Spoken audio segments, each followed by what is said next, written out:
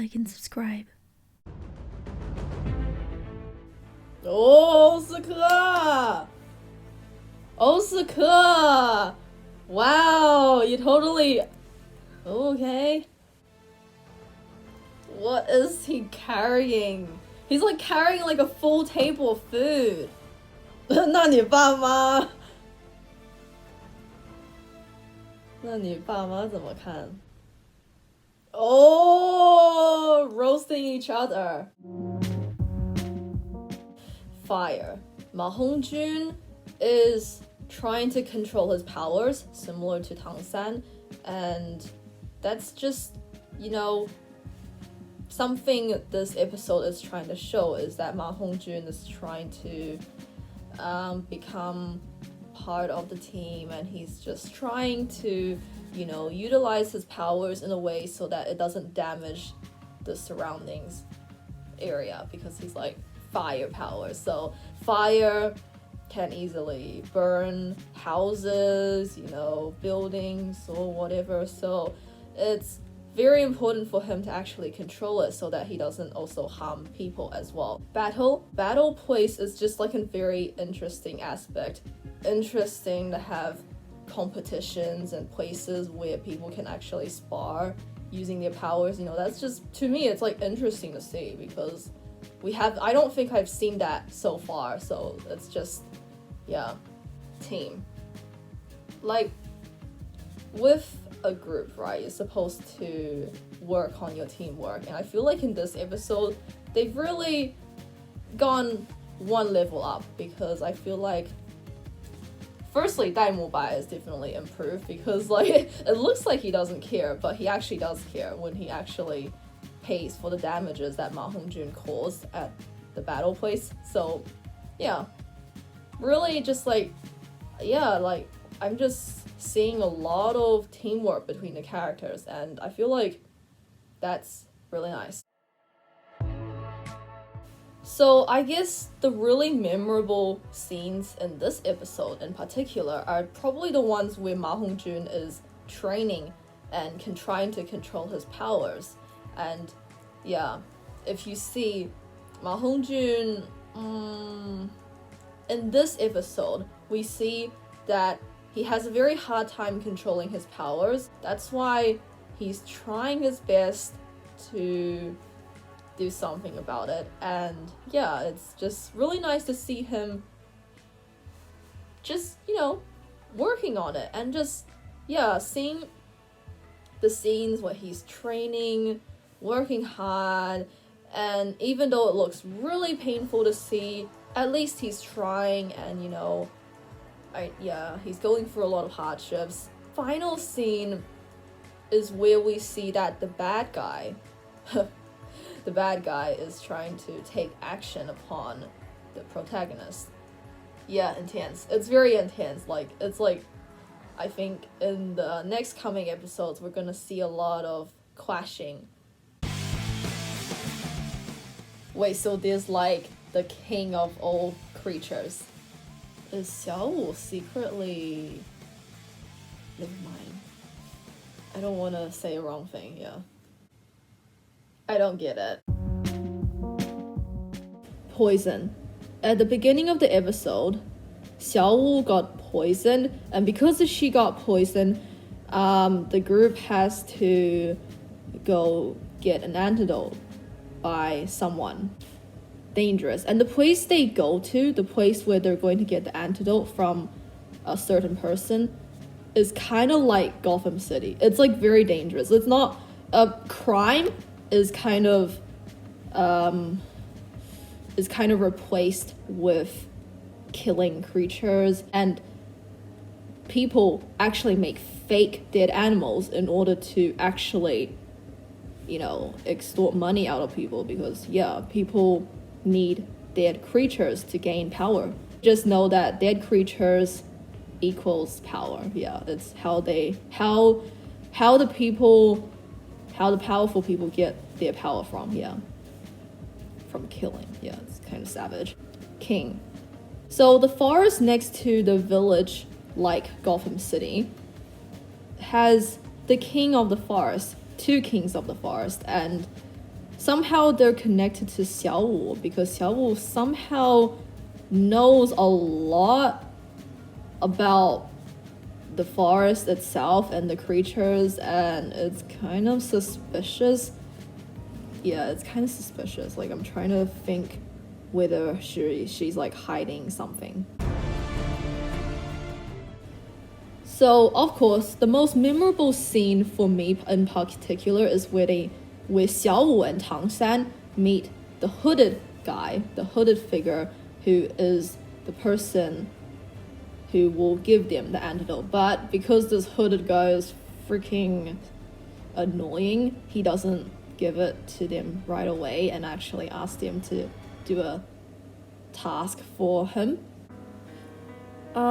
So because Xiaowu is poisoned, Tang San is willing to sacrifice himself to get the antidote and get the antidote from the hooded person by doing something completely risky. Yeah, risky meaning he's probably gonna die doing this task that the hooded figure told him to do. Yeah, you know, there's a freaking group of people behind him to tell him that's not really something you should do because everyone, yeah, you shouldn't sacrifice yourself. Yeah. And so basically at the end they venture into the forest as a group. Wait, is magic food? Is that the king? It's like picking out of a magic box. Food. So we find out that Osaka's powers is basically to magically give food to people. Yeah. I mean, it's so great. It feels like you're just like eating food, but then you realize the food's actually magic and actually gives you more power than real food. Huge. So, oh my god. One of the characters looked like King Kong, and there was another one that looked like a sea serpent, or like a sea serpent dragon thing. And then there was also one that looked like a bird dragon. And then obviously there's spiders and oh gosh, the creatures come in all different shapes and sizes. But you know, they're huge. Literally some of them range from small to huge. Like, yeah, that's just, yeah. The group gets attacked by this King Kong character. Some, like this creature that looks like a King Kong, and the King Kong creature apparently captures Xiaowu, and now the group has decided to go and save her. The most memorable scenes for me is like the ones where we get to see Osaka's powers. Magic food. And then when he kills this creature, he is able to, it's kind of like, you know, having new food items on like a menu or something. Yeah, like a kiwi. There's also a sausage. There could be more. I mean, can't be just only these two options, right? So there are scenes where we see these creatures that